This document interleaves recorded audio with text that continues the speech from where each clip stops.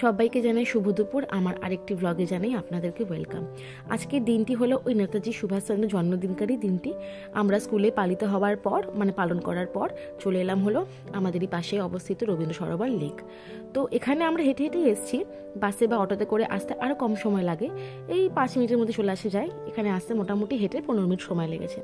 আর এত সুন্দর সাজিয়েছে লেকটা। এই আমরা 3 জনই আজকে এসেছি। এরকম মাঝে মধ্যে ভেবেছি স্কুল থেকে একটু এদিক ওদিক চলে যাব, তাতে কি মনটাও একটু খুশি থাকে। একটু এদিক ওদিক বেরোলে মনে যে খারাপ লাগা ভালো লাগা যে আছে, যে বিষাদগুলো আছে, সেগুলো একটু গল্প করলে কেটেও যাবে।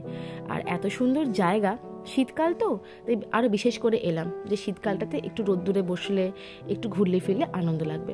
আর এই দেখুন চারপাশটা ঘুরিয়ে দেখাচ্ছি, এত সুন্দর জায়গা। এত সুন্দর করে না সাজানো ছিল না। আমরা ছোটোবেলায় অনেক আসতাম, যেহেতু আমার বাড়ির পাশেই, আমি আনোয়াশায় থাকি, তো বাড়ির পাশেই, সে কারণে আমি প্রায় আসতাম ছোটোবেলায়।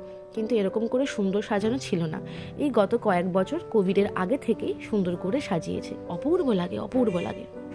কতজন আসে বলুন তো এখানে জগিং করতে, একটুখানি ব্যায়াম করতে, অনেকে ঘুরতেও আসে, কাপলসরাও এখানে ঘুরতে আসে। খুব সুন্দর লাগে, অপূর্ব জায়গা।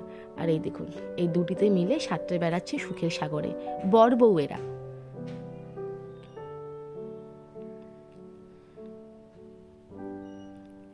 একটু গেছিলাম ওদিকে ফটো বা ভিডিও তুলতে, আর এই দেখুন এখানে এসে দেখি দুটিতে হেসেই গড়িয়ে যাচ্ছে, এমন অবস্থা।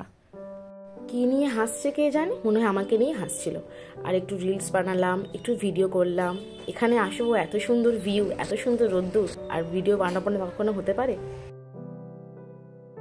আর ফেরার সময় একটু পেট পুজো করলাম, পাপড়ি চাট যা টক দিয়েছিল, বাপরে বাপ। 3 জনে মিলে ওটাই সাটালাম, বেশ আনন্দ করলাম আজ এখানেই।